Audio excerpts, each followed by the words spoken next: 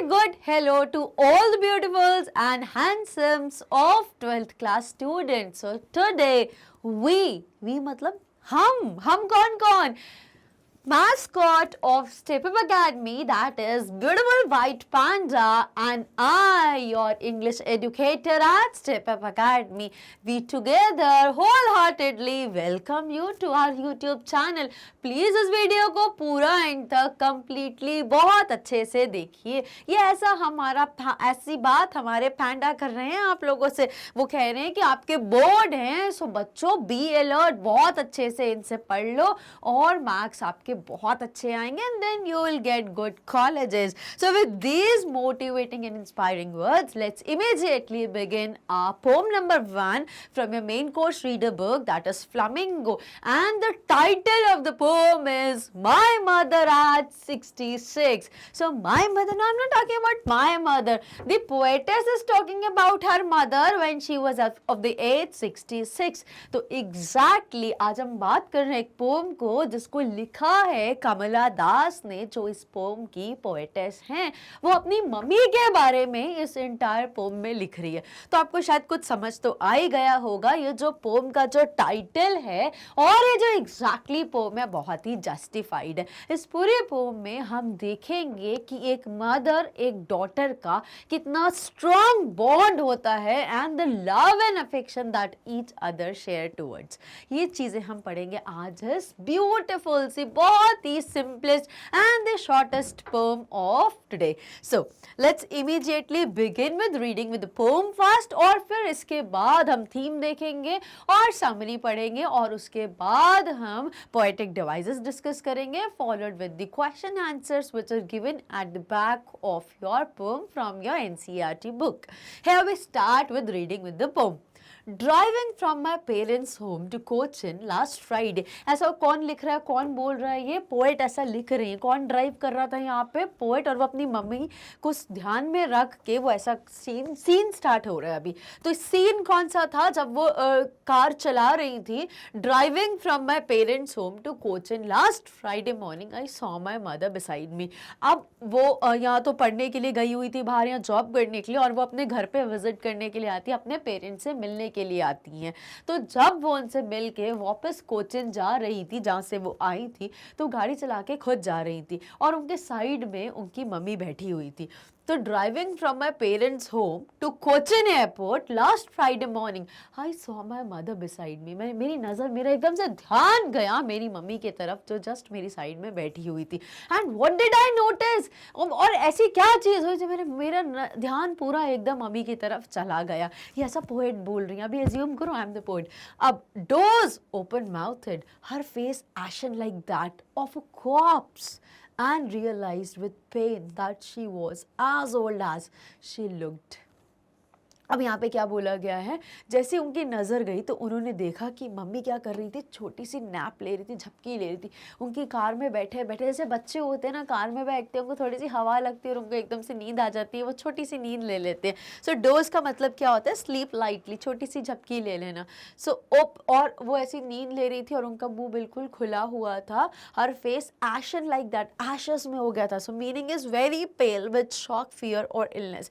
जब फेस बहुत ही ज़्यादा ऐश के जैसे हो जाता है, बिल्कुल रफ और डार्क कलर का, पेल सा दिखने लग जाता है. So that is ation like that. और कैसा ऐश जैसा दिख रहा था जब किसका होता है, like that of a corps. Corps यहाँ पे किसको बोला गया है, डेड बॉडी को बोला गया है. जब बॉडी हमारी डेड हो जाती है, जब ये लाइफ लेस हो जाती है, तो जो हमारा फेस है वो बहुत ही पेल हो जाता है, बिल्कुल ऐश लाइक हो जाता है. एंड रियलाइज्ड विद पेन, और तब पोएटेस ने ये रियलाइज करा, उनको बहुत पेन हुआ ये रियलाइज करने में, बट फाइनली उन्होंने ये रियलाइज करा that she was as old as she looked. वो इतनी ही बुजुर्ग हो गई हैं जितनी वो दिख रही हैं. मतलब चेहरे से एक बुजुर्ग सी औरत बिल्कुल झपकी ले रही है, मुंह खुला हुआ है और फेस तो बिल्कुल ऐसा है कि बिल्कुल डेथ लाइक दिख रहा है. लाइक और कंपेयर भी कैसे करा, लाइक ऑफ अ कॉर्प्स. तो तब उनको रियलाइज हुआ कि मम्मी की वाकई में एज जो 66 है, जो उनकी फिजिकल अपीयरेंस है, जो उनकी बॉडी से, जो उनके फेस से रिफ्लेक्ट हो रहा है, वो अब उतनी बुजुर्ग हो गई हैं. But but soon put that thought away and looked at a young tree sprinting, the merry children spilling. अब तुरंत उनको याद आया, नहीं नहीं मैं ऐसा कैसे सोच सकती हूँ अपनी मम्मी के बारे में कि इतनी मम्मी अब ऐसा कुछ नहीं, तो उनने वो जो नेगेटिव थॉट्स आ रहे थे उनको मम्मी को देख के अपनी, कि मेरी मम्मी तो ऐसा लग रहा है कि बहुत एज हो गई है इनकी और ऐसा लग रहा है डेथ इज़ अप्रोचिंग हर, अब क्या होगा, मतलब मम्मी आप चली जाएंगी तो मैं अकेली हो जाऊंगी। तो ये सारे थॉट्स उनको नेगेटिव थॉट्स आ रहे थे मम्मा को देख के, जैसे उन्हें नोटिस करा जब वो ड्राइव कर रही थी टुवर्ड्स द एयरपोर्ट। तो उन्होंने ये ध्यान हटाने के लिए एकदम सब चीज़ों को इग्नोर करा और बाहर की चीज़ें देखने लग गई अपनी कार की विंडो से। सो सून पुट दैट थॉट अवे, और तुरंत उन्हें वो जो नेगेटिव थॉट्स आ रहे थे उन्होंने उन थॉट्स को हटा दिया and looked out at young trees, और बाहर देखा जो यंग ट्रीज ऐसा लग रहा था स्प्रिंट कर रहे हैं। स्प्रिंट करते ना जब स्कूल में एथलीट्स होते होंगे, लॉन्ग जंप, शॉर्ट जंप और ये वाले सारे जब स्पोर्ट्स होते हैं तो उनमें से ही एक स्प्रिंट होता है। स्प्रिंट का मतलब होता है तेज तेज दौड़ना, तो यहाँ पे स्प्रिंटिंग क्या बोला गया है, and looked out at young tree sprinting. अब ऐसे जब हम गाड़ी चलाते, जब हम तेज गाड़ी चलाते, जो साइड रोड साइड जो ट्रीज लगे रहते हैं वो जल्दी जल्दी पास होके चले जाते हैं, तो ऐसा लगा तेज दौड़ रहे हैं और दौड़ दौड़ के वो पीछे पीछे जाते जा रहे हैं। तो उनको ऐसा लगा, पोएटेस जब अपनी कार की, जब अपनी विंडो के कार के विंडो से बाहर देख रही थी तो उनको ऐसा लगा कि ट्रीज जो है वो स्प्रिंट कर रहे हैं। द मेरी children spilling out of their homes, और जो प्यारे प्यारे मेरी मस्ती खोर जो ब्यूटीफुल से जो बच्चे हैं वो क्या कर रहे हैं, spilling out of their homes, अपने घर के बाहर मस्ती कर रहे हैं, चीजें मिट्टी में खेल रहे हैं, फैला रहे हैं, हरकतें कर रहे हैं अपनी। But after the airport security check standing a few yards away I looked again at her wan pail.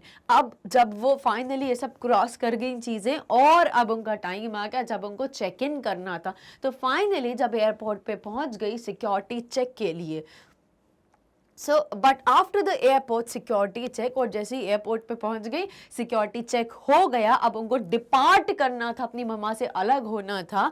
So standing a few yards away, अब थोड़ी सी दूरी पर, बिकॉज जो भी आपको पैसेंजर को जो ड्रॉप करने आते हैं वो उनके साथ कंपनी नहीं कर सकते, तो एक पॉइंट पे उनको रुक जाना होता है, तो कुछ डिस्टेंस हो गया उनके बीच में। So standing a few yards away I looked again at her, और इतनी दूरी पर अब फाइनली अब वेट करने के लिए, अब फाइनली गुड बाय करने के लिए मैंने फिर से एक बार मामा को पलट के देखा और मुझे वही एक पेल, एक कलरलेस, एक लाइफलेस सा फेस फिर से नजर आया।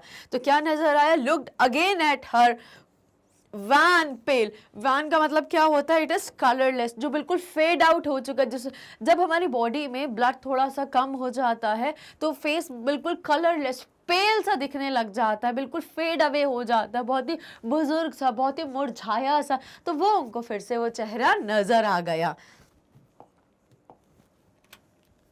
As a late winter's moon, अब ये उसको किससे कंपेयर करें, अभी अभी हमने क्या पढ़ा था, I looked again at her wan pale as a late winter's moon and felt that old familiar ache, और जब उन्होंने उस चेहरे को देखा तो उनको वही मुरझाया हुआ, वही बुजुर्ग सा, वही पेल सा, फेड हुआ चेहरा दिखा, और जिसको वो कंपेयर किससे कर रही है, as a late winter's moon. Late winter जब पीक की ठंड पड़ती है तो जो मून होता है उसके आगे जो थोड़ा सा कोहरा छाने लगता है, जिसकी वजह से मून की जो ब्राइटनेस है वो थोड़ी सी धुंधली होने लग जाती है, ब्लर होने लग जाती है।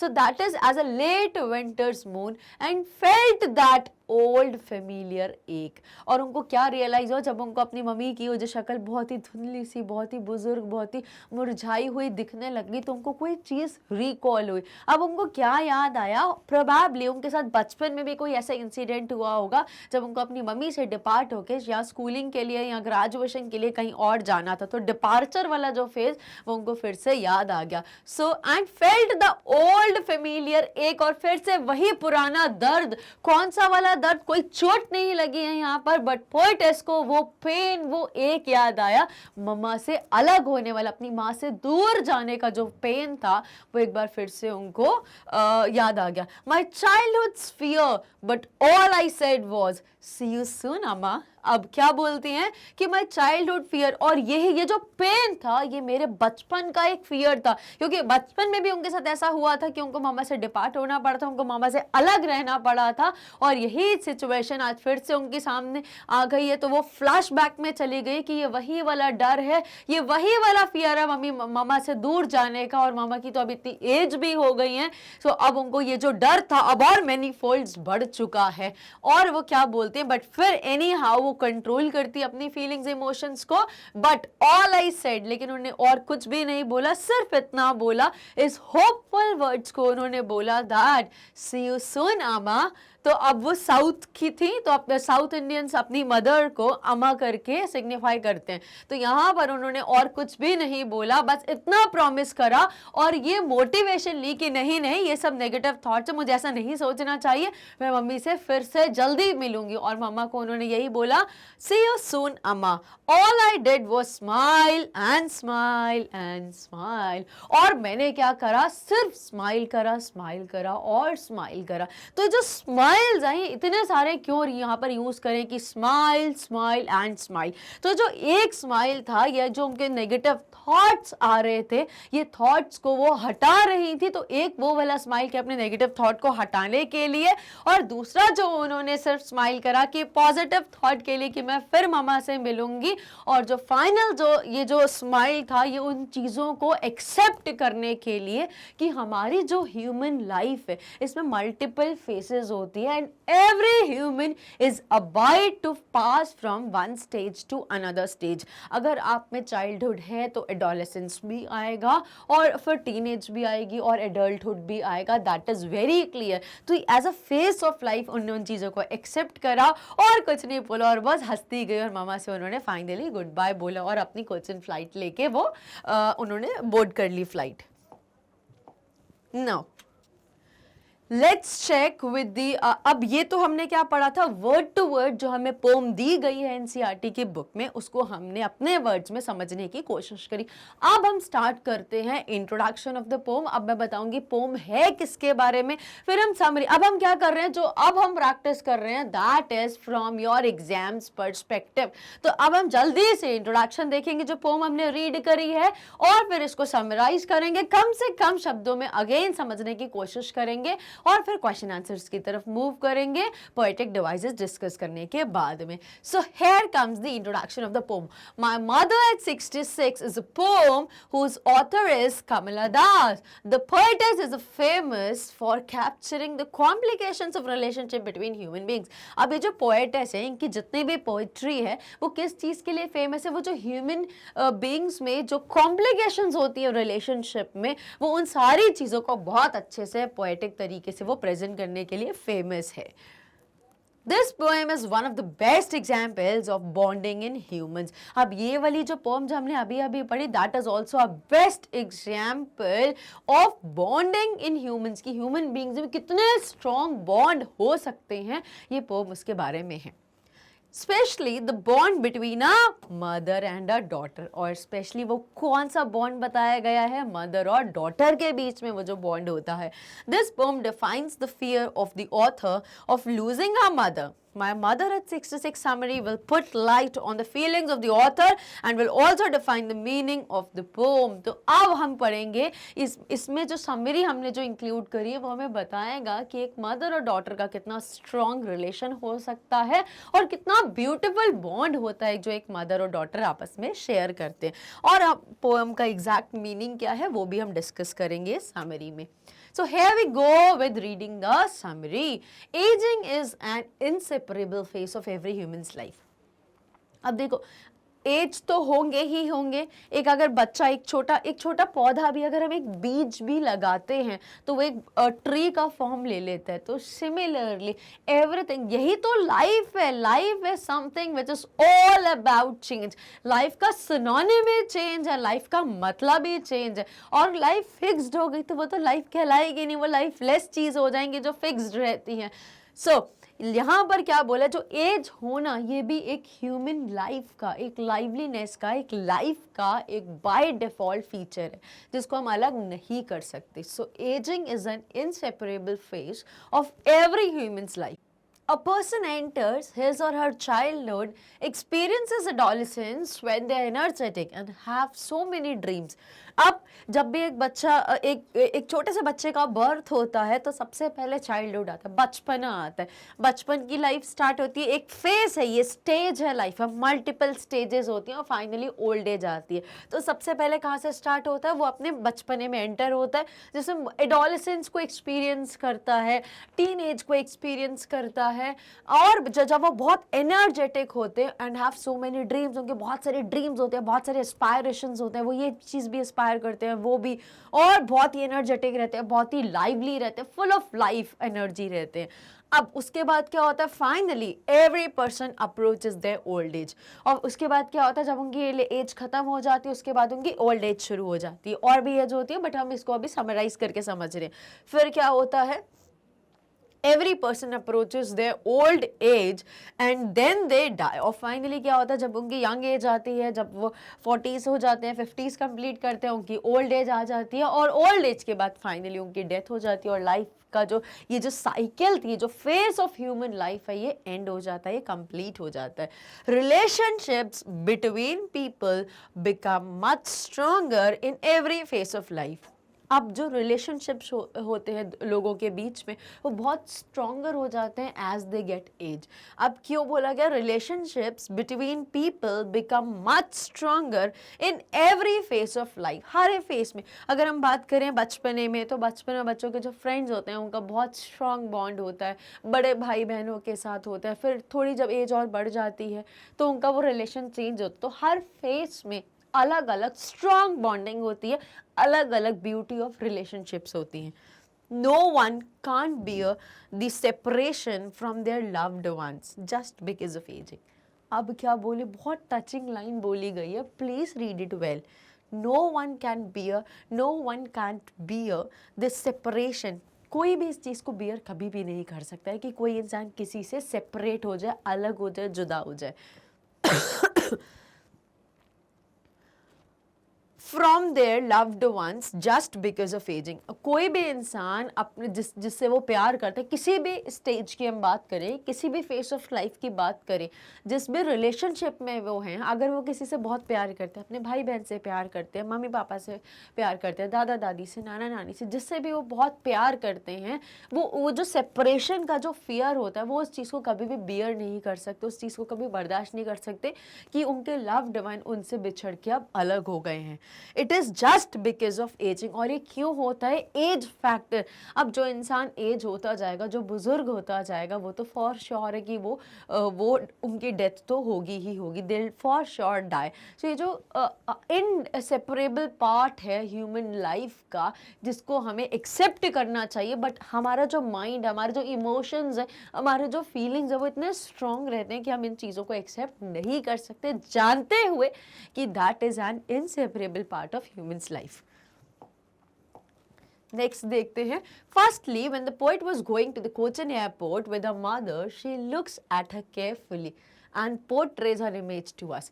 जब वो जाती हैं कोचिन के लिए, अपनी फ्लाइट एयरपोर्ट की तरफ जब वो जाती है कार ड्राइव करके, तो पहली बार अपनी मम्मी की तरफ इतने ध्यान से देखती हैं, और उनका एकदम से ध्यान चला जाता है अपनी मम्मी की तरफ, और उनकी जो इमेज है अब उसके बारे में हमें बताती हैं कि उनकी मम्मा एट 66 कैसी लगती थी। So Asha looks at a mother soft and whitest face. अब जब बुजुर्ग लोग होते हैं ना, बहुत सॉफ्ट हो जाते हैं, बिकॉज उनकी जो बोन्स हैं काफ़ी वीक हो जाती है, स्किन लूज हो जाती है, तो बहुत सॉफ्ट लगते हैं। लेकिन बच्चा बूढ़ा बराबर, same is the case here also. तो यहाँ पर क्या बता रही कि पोएटेस अपनी मम्मा के बारे में, जैसे ही वो उनको देखती हैं अपनी मम्मा को, उनके सॉफ्ट से और बहुत ही वाइटिश, जो पेल हो गया ब्लड की कमी की वजह से, एज की वजह से, बिल्कुल उनका पेल, बिल्कुल वैन आउट फेस जो हो गया है। And she get struck with the fear of losing her mother. उनको एकदम से शॉक लगता है, एकदम से वो ऑस्ट्रक हो जाती है, एकदम से उनको सरप्राइज होता है कि यार ये क्या हो गया, मेरी मम्मा तो इतनी जल्दी एज जो हो गई है, उनकी तो जो एज है अब वो उनके फेस पे रिवील हो रही है, और उनकी जो कंडीशन है वो देख के ऐसा लगता है कि लाइक मम्मा बहुत टाइम तक अब सर्वाइव नहीं कर पाएंगी। लुकिंग एट हर, जो वो फेस उनका बता रहा है, जो फेस उनका रिवील कर रहा है। Her mother with a sleepy face and open mouth is comparable to a corpse. अब यहाँ पे क्या बोल रही हूँ, उनकी मम्मी का वो जो स्लीपी फेस है, जो नींद में जो उनका फेस दिख रहा है, और वो मुंह खोल के ऐसे सो रही है, ऐसा लग रहा है बिल्कुल डेथ लाइक फेस है, उसमें तो जान ही नहीं है. So that is compared to a dead body. Exactly. Here the author shows love and affection in a relationship between a mother and a daughter. और अब वो बता रही है कि एक डॉटर कितनी अफेक्शनेट होती है, कितनी अटैच्ड होती है अपनी मदर के साथ, लाइक नोइंग दैट कि ममा की अभी एज हो गई है, उनकी फीचर्स ऐसे हो जाएंगे, उनका फेस ऐसा हो जाएगा, उनकी बॉडी बहुत सपोर्ट उनको नहीं करेगी. तो ये सबके फियर एक डॉटर को एक थोड़ी जल्दी एज से होने लग जाते हैं, और उनको ये फियर अब होता है कि ममा की लाइफ अब कितनी बची है, उनकी डेथ उनको अप्रोच करने वाली. तो यहाँ से हमें strong bond, affection, love, attachment के बारे में पता चला. That the daughter shares with her mother. The poet is hurt and sad. Poet को ये देख के बहुत बुरा लगा और उनको दुख हो रहा है, उनको लाइक वो बहुत उदास हो गई है. And shifts her attention outside the car for clearing out the undesirable feelings. अब वो बोलती है कि नहीं नहीं यार, मेरे को ऐसे बिल्कुल नहीं सोचना है, मैं अपनी मम्मा के बारे में ऐसे नहीं सोच सकती, मेरे को अच्छा सोचना है. तो अब वो अपने थॉट्स को शिफ्ट करती है और वो कुछ अपनी कार के बाहर विंडो से कुछ और चीज़ों को देखने लगती है. तो क्या नोटिस करती है, she changes her bad mood. The view from the window of the car is of rising life and energy. अब जब वो बाहर देखती है विंडो के बाहर, तो हमने पोम में भी पढ़ा था, क्या दिखता है उनको, स्प्रिंटिंग ट्रीज दिखते हैं और उनको स्पेलिंग ऑफ किड्स दिखता है कि बच्चे घरों के बाहर आके कैसे मस्ती कर रहे हैं, मिट्टी में खेल रहे हैं, चीज़ें फैला रहे हैं, टॉयज खेल रहे हैं, ये सब चीज़ें उनको समझ में आती है. तो जब वो बाहर देखती है तो उनको क्या दिखता है, बाहर कौन सा व्यू दिखता है उनको, कार के बाहर राइजिंग लाइफ की. लाइफ अभी पूरी, अभी लाइफ अपनी यंग एज पे, और लाइफ अभी ग्रो कर रही है, ब्लॉसम कर रही है, पूरी तरफ एनर्जी एनर्जी. ये पॉइंट दो क्यों रेस करे गए हैं, बिकॉज ये दो चीजें हैं जो ओल्ड एज पीपल में मिसिंग रहते हैं, इसलिए उनका ध्यान इन चीजों में जाता है. और वो जब कंपेयर करती हैं तो उनको ऐसा लगता है कि ये मामा में तो नहीं है, ये तो बिल्कुल उल्टा हो गया. जो राइजिंग लाइफ है वो डिक्लाइनिंग लाइफ लगती है उनको, और जो फुल ऑफ एनर्जी है वो एनर्जी लेस लगता है उनको. सो the fast sprinting green and huge trees alongside the cheerfully playing kids represent life, youth and liveliness. अब जो बाहर वो विंडो के व्यू देखती है तो उनको क्या दिखता है, उनको वो तेज तेज पीछे जाते हुए पेड़, ऐसा लग रहा है स्प्रिंट दौड़ के आ रहे, बिकॉज उनकी कार की स्पीड तेज होती है, तो उनको ऐसा लगता है पेड़ भी स्प्रिंट कर रहे हैं. Sorry. And huge trees alongside the cheerfully playing kids represent life. और जो बहुत ही एनर्जी के साथ, बहुत ही ज़ील एंथुसियाज्म के साथ जो बच्चे खेल रहे हैं, उनको देख के उनको समझ में आता है कि कितने लाइवली हैं, टेंशन फ्री हैं, कितनी एनर्जी के साथ खेल कूद रहे हैं. तो उनको देख के यहाँ पे ये सारी चीज़ों की फीलिंग आती है, ये सारी चीज़ों का एहसास होता है जो उनकी मदर में अब मिसिंग हो गई हैं. The poet here is remembering about her own childhood. और फिर यहाँ पे उनको खुद के चाइल्डहुड के बारे में याद आता है, उनके खुद के बचपन के दिन उनको याद आते हैं. इन हर चाइल्डहुड, पोएट अपने बचपन के दिनों में, her mother was young and beautiful. उनकी तब मम्मा कैसी हुआ करती थी, बहुत ही यंग, बहुत ही ब्यूटीफुल हुआ करती थी. Whereas now her mother is surrounded by the fear of losing her life and that made her insecure and sad. लेकिन अब मम्मा को देख के अब मम्मा एक डर में है कि कब उनकी डेथ उनको अप्रोच करेगी, और उनको ऐसा लग रहा है like death is very near to her. ये मम्मा को खुद से फील ऐसा हो रहा है. तो अब क्या बोलते, पहले तो मम्मा बहुत यंग, एनर्जेटिक, बहुत ही ब्यूटीफुल सी लगती थी, बट अब जब उनकी एज होगी, so she is all together surrounded by fear of losing her life. अब उनको डर लगता है कि मेरी कहीं डेथ ना हो जाए, and that made her insecure and sad. और ये चीज़ उनको क्या बना रही थी, उनको बहुत इनसिक्योरिटी हो रही थी, उनको बहुत उदास, वो बहुत उदास हो गई थी, उनको बहुत बुरा लग रहा था, उनको बहुत नेगेटिव थॉट्स आ रहे थे, नेगेटिव फीलिंग्स आ रही थी कि उनकी लाइफ के बारे में अब कितनी लाइफ बची है मम्मा की. So this is all about the beautiful or the shortest lifespan of a human. And उस छोटे से लाइफ स्पैन में ह्यूमन कितना अटैचमेंट डेवलप कर लेता है, कितना बहुत स्ट्रॉन्ग एक हेल्दी बॉन्ड कनेक्ट कर लेता है अपने रिलेशनशिप्स में, चाहे वो कोई भी रिलेशन हो, मदर डॉटर के रिलेशन से। यहाँ पे हमें बहुत अच्छे से इन चीज़ों के बारे में समझ में आया। बट जो फाइनल जो फैक्ट ऑफ लाइफ है that should be in mind, वो हमें पता है, पता होना चाहिए, बट हम उन चीजों को एक्सेप्ट नहीं कर पाते because man is full of feelings, emotions. तो जो चीजें हैं, जो फॉर श्योर है, जो रूल है, हम उन चीजों को इग्नोर कर देते हैं, हम उन चीजों को एक्सेप्ट नहीं करते हैं और फीलिंग्स में फ्लो करते हैं। So let's conclude with the poem now. To conclude my Mother at 66 summary, which revolves around the beautiful relationship between the daughter and her mother. The summary shows the theme of advancing age of the mother of the author and the fear of separation. तो दो चीजें हमें इस theme में पता चली हैं pome में। एक चीज, aging is an inseparable part of human's life, और दूसरा हमें क्या पता, fear of separation, कि हम जुदा हो जाएंगे, हम अलग हो जाएंगे, चीजें, रिलेशन जो है वो खत्म हो जाएगा, वो जो फियर है उसके बारे में हमें पता चला। This apparently short poem touches upon the theme of a beautiful bond between the mother and the daughter. It shows how beautiful a bond, a relationship a mother and daughter can have. और ये beautiful सी poem बहुत successfully depict कर रही थी कि कितना beautiful relation एक mother और एक daughter share कर सकते हैं। So I hope you understood the poem very well.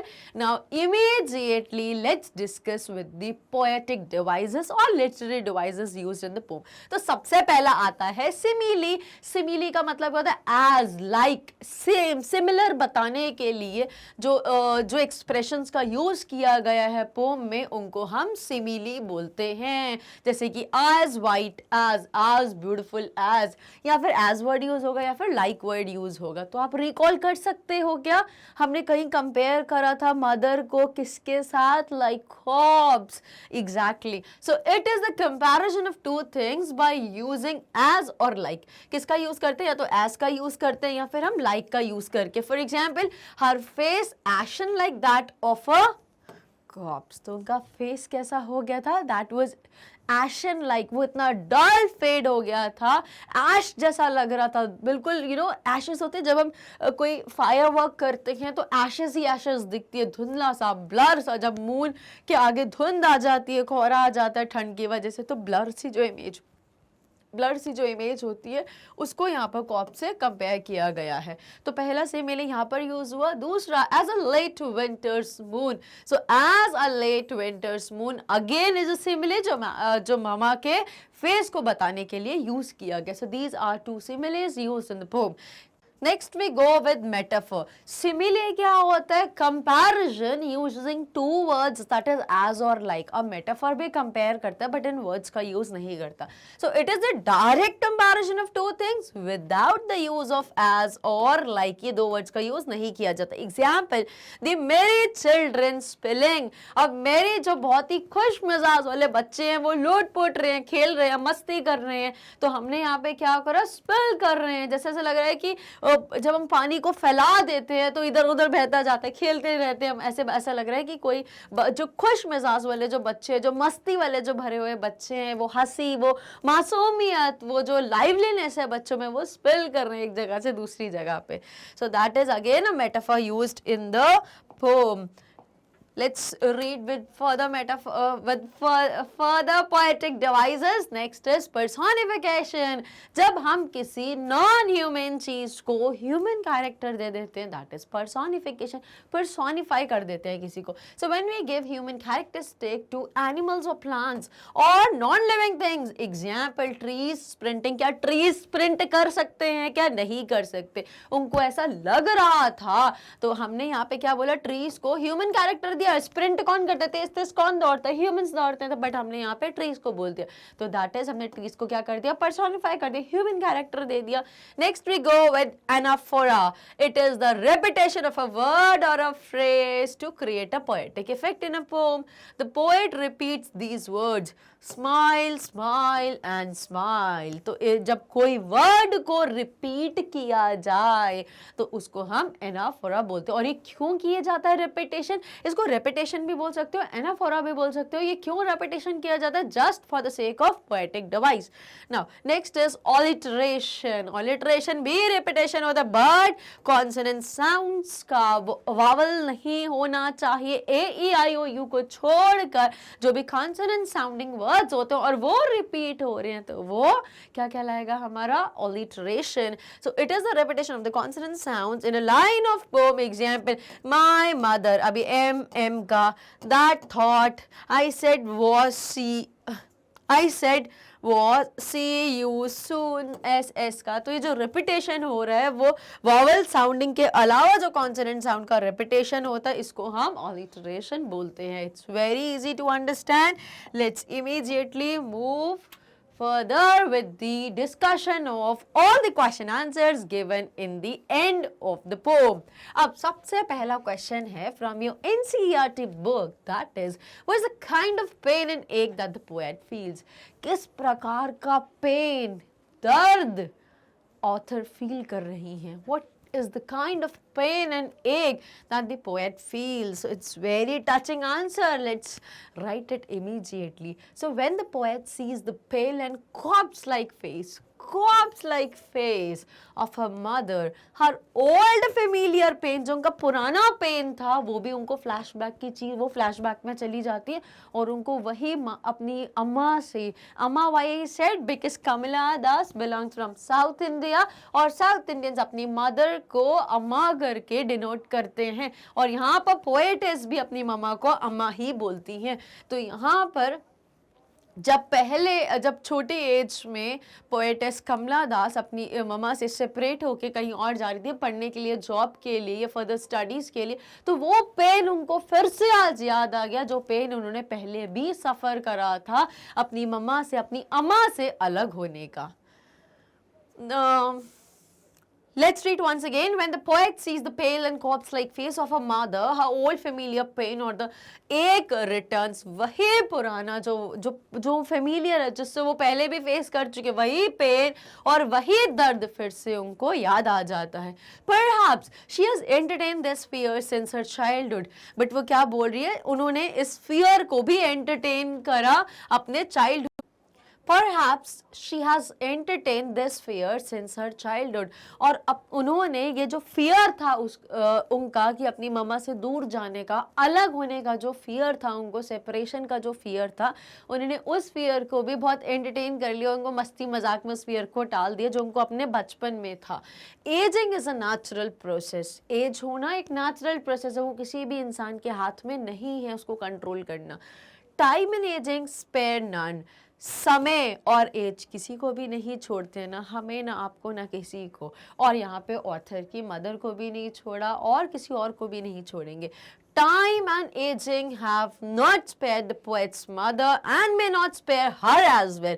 With this aging, separation and death becomes inevitable. और इस एजिंग की वजह से ये जो लाइफ में जो हमारी जो एज बढ़ती जाती, दिन पर दिन हमारी एज बढ़ती जा रही है, तो ये एज की वजह से जो सेपरेशन का फियर है ये और ऑब्वियस होता जा रहा है और नियर आता जा रहा है और जिसकी वजह से जो डेथ है that becomes the inevitable part of life, जिसको बिल्कुल अलग नहीं किया जा सकता. That is very clear, that is very sure. तो ये सारी चीजें थी. This kind of pain and एक poet feels. Why are the young trees described as sprinting? Young trees को स्प्रिंटिंग जैसा क्यों डिफाइन किया गया, जिसको हम ऑलरेडी समझ चुके हैं, जल्दी से इसको रीड करते हैं. The poet is driving to the Cochin airport. When she looks outside the young trees seem to be walking past them. और ऐसा लग रहा है कि जो यंग ट्रीज हैं वो कार भी तेज ड्राइव कर रही हैं और उनको ऐसा लग रहा है कि ये पेड़ भी तेज भाग के उनका पीछा कर रहे हैं. So the young trees seem to be walking past them with the speed of the car. They seem to be running fast और स्प्रिंटिंग. और कार जितनी स्पीड में आ रही है उसे लगा ट्री भी और तेज तेज तुमको फॉलो करने के लिए दौड़ रहे हैं. The poet presents a contrast her dosing old mother and the sprinting young trees. और यहाँ पे वो ऐसा क्यों, ये क्यों एग्जाम्पल ले रही है, वो ऐसा क्यों बोल रही है कि ट्री स्प्रिंटिंग है, क्योंकि उधर ऑपोजिट साइड जहाँ पे उनकी मदर बैठी हुई है बिसाइड हर, वो डोज कर रही है, वो मुंह खोल के ऐसे सो रही है और ऐसा लग रहा है डेथ लाइक कि वो जिंदा भी हैं कि नहीं है. और उनका फेस तो बिल्कुल लाइफलेस रिवील कर रहे हैं उनके बारे में. तो ये सोचकर उनका ध्यान जाता है बिल्कुल ऑपोजिट चीज पे कि ये जो चीजें हैं नेचुरल चीज, तो ऐसा लग रहा है तेज तेज दौड़ी, इतनी एनर्जी, फुल ऑफ लाइफ, और इस तरफ मेरी मदर बिल्कुल लाइफलेस फील हो रही है. इसीलिए उन्होंने एग्जाम्पल लिया है ट्रीज का as sprinting. Going with the next question, why has the poet brought in the image of the merry children spilling out of their homes? तो इसको भी हम डिस्कस कर चुके हैं, जल्दी से रीड करते हैं. The poet has brought in the image of merry children, happy children spilling out of their homes to present a contrast. The merry children coming out of their homes in large numbers present an image of happiness and spontaneous overflow of life. तो ये क्या बात है, घरों से बाहर आके खेल रहे हैं, ग्रुप्स में खेल रहे हैं, मस्ती कर रहे हैं. ये सब थॉट्स क्यों आ रहे हैं उनकी मम्मी को, बिकॉज जब अपनी मदर को देखते तो उनको कॉन्ट्रास्टिंग चीजें आसपास दिख रही है, तो उनको और फियर हो रहा है अपनी मामा के बारे में. तो पहला उन्होंने कौन सा फियर देखा था जो हमने प्रीवियस आंसर में डिस्कस करा अबाउट स्प्रिंटिंग ट्रीज, और दूसरा उन्होंने क्या देखा, spilling of kids from their homes. So the merry children coming out of their homes in large numbers present an image of happiness. वो बच्चे जो खुश बच्चे हैं, मेरी बच्चे हैं, वो किसकी इमेज दे रहे हैं, वो हैप्पीनेस की इमेज दे रहे हैं. और स्पॉन्टेनियस ओवरफ्लो ऑफ लाइफ, और रैंडम लाइफ जो है वो ओवरफ्लो हो रही है उनसे, लाइवलीनेस की फीलिंग उनसे भर भर के बाहर आ रही है, ऐसा लग रहा है. This image is in stark contrast to the dozing. और एक तरफ मम्मा है जिनमें कोई मूवमेंट नहीं हो रही है ज्यादा, वो बिल्कुल डल डेथ लाइक या खौफ जैसी फील हो रही है, और दूसरी तरफ बच्चे की जिनमें लग रहा है कि एनर्जी ओवरफ्लो कर रही है, फुल ऑफ लाइवलीनेस, और वहां पे लाइफलेस फीलिंग आ रही है. तो यहाँ पे कॉन्ट्रास्ट किया गया और इसीलिए ये एग्जाम्पल रेस किया गया है. Old mother whose ashen face looks lifeless and pale like a corpse. She is an image of aging, decay and passivity. The contrast of the two images enhances the poetic effect. अब ये जो contrast कर रहे हैं दो चीजों का, ये poetic device के लिए इसको यूज किया गया है. Next, why has the mother been compared to the late winter's moon? क्यों कंपेयर किया है, हम इसको डिस्कस कर चुके हैं, जल्दी से फिर से इसको क्लियर समझ लेते हैं. The poet's mother is 66 years old. Title ही है ये मदर, माई मदर एट 66. तो पोएट की मदर कितनी एज की है, 66 की है. हर श्रंकन फेस, श्रिंक हो गया है, रिंकल्ड, पेल, पकर्ड फेस हो गया, बिल्कुल डल, मुरझाया हुआ, झुर्रियों वाला लटका हुआ जो फेस है. हर श्रंकन एशन फेस, ऐश जैसा, जैसे कोई चीज को जला दो तो ऐश ऐश हो जाता, राख राख जैसा. So that face resemble a corps. She has lost her shine and strength of youth. अब मदर बिकॉज एज हो गई उनकी, तो वो शाइन और जो स्ट्रेंथ होती है यूथ की वो भी खत्म हो गई उनके फेस में. Similarly the late winter's moon looks hazy and obscure. और जो लेट विंटर का जो मून है वो भी बहुत हेजी दिखता है, उसके आगे धुंध धुंध दिखती है और बहुत ही ऑब्सक्योर दिखता है, ऐसा ही ब्लर सी इमेज दिखती है, क्लैरिटी नहीं होती है. It too lacks shine and strength. उसमें भी चमक, वो जो मून में, जो फुल मून डे के दिन जो मून में जो शाइन होती है, जो उसमें जो स्ट्रेंथ होती है, कंप्लीट सर्कल की, वो सारी चीजें जो उसमें मिसिंग होती है. किस दिन, विंटर्स, जो फुल विंटर की बात करें अगर हम, तो फुल विंटर नहीं, लेट विंटर्स मून में वो शाइन नहीं होती है, वो स्ट्रेंथ नहीं होती. सिमिलरली एज के बाद जब ओल्ड एज आ जाती है तो ओल्ड एज में भी चेहरे में वो चमक और वो स्ट्रेंथ नहीं होती, चेहरा पूरा लटक जाता है. The comparison is quite natural and very apt. The simile used here is apt as well as effective. और जो simile उन्होंने यहाँ पे यूज करी है लेट विंटर्स मून की मदर के फेस के साथ, दैट इज वेरी एप्ट, बहुत ही सही और बहुत ही इफेक्टिव उन्होंने सिमिली यहाँ पर यूज करी है. Heading with the next question, what do the parting words of the poet and her smile signifies? कि parting जो words थे कि उनको जो अलग जो separation वाली जो words यूज करे थे और उनकी smile and smile वो क्या signify करते हैं वो हम जल्दी से आंसर में डिस्कस करते हैं, and then we would end with this beautiful discussion of the poem. So what the poet's parting words of assurance and her smiles provide a stark contrast to the old familiar ache or fear of the childhood. अब उनका ये बचपन का भी ये डर रह चुका है, वो जो फियर था सेपरेशन का वो उनका बचपन का एक फियर बन गया था कि फिर मुझे मम्मा से अलग होना पड़ेगा, तो उनके दिमाग में उनके दिल में एक डर बैठ गया था. तो अब ये जो पोइट के जो पार्टिंग वर्ड्स है एश्योरेंस के कि नहीं नहीं कुछ नहीं होगा मम्मा को, मैं फिर मिलूंगी, और वो जाती हैं by very giving a very positive gesture कि सी यू सून अम्मा. तो वो जो parting words of assurance and her smiles provide a stark contrast to the old familiar ache or fear of the childhood. Her words and smiles are a deliberate attempt to hide her real feelings. और जानबूझ के वो smile क्यों use करती, क्योंकि दिल में pen है, रियलिटी से वो बिल्कुल एक्वेंटेड है, उनको बहुत क्लियर पिक्चर समझ में आ रही है, बट पॉजिटिविटी के लिए, होपफुल बताने के लिए, मोटिवेटेड रहने के लिए वो अपने पेन्स को हाइड करती हैं और ऐसा कुछ जेस्चर दिखाती है स्माइल का. So her words and smiles are a deliberate attempt to hide her real feelings. The parting words, see you soon, Amma, give an assurance to the old lady whose ashen face looks like a corpse. Similarly, her continuous smiles are an attempt to overcome the ache and fear inside her. और ये जो बार बार smile ऐसा बोल के खुद को motivate कर रही हैं, खुद के अंदर पॉजिटिव वाइब्स ला रही है, नेगेटिव को क्रॉस आउट या उनको एलिमिनेट करना चाहती है, रिमूव आउट करना चाहती है उनको कि नहीं ऐसा कुछ नहीं होगा, मैं फिर मिलूंगी, और ऐसा वो अपने दिल को समझा रही है कि यस हम फिर से मिलेंगे, सी यू सून अम्मा. स्माइल एंड स्माइल अपने पेन को वो रिलीज करना चाहती है, जो उनको जो सिचुएशन से जो नेगेटिव थॉट्स आ रहे हैं अपनी मदर के लिए, जो कि बिल्कुल इंडिस्पेंसिबल पार्ट है उनके लिए, वो उनको रियलाइज कर रही है, उनको फेस कर रही है, बट कहीं ना कहीं उनको इग्नोर करने की कोशिश कर रही है by using word smile, and you guys also smile because we have successfully ended with the entire discussion of the poem of your main reader book from poem number 1. So with these beautiful words, let's immediately wind with the video. और अगर आपको video अच्छी लगी हो, so please don't forget to like, share and subscribe to all your 12th class fellow mates. को जितना हो सके उनको सब्सक्राइब करने के लिए बोलिए because it's just free of cost. और अब I, along with our mascot, thank you very much for watching the video.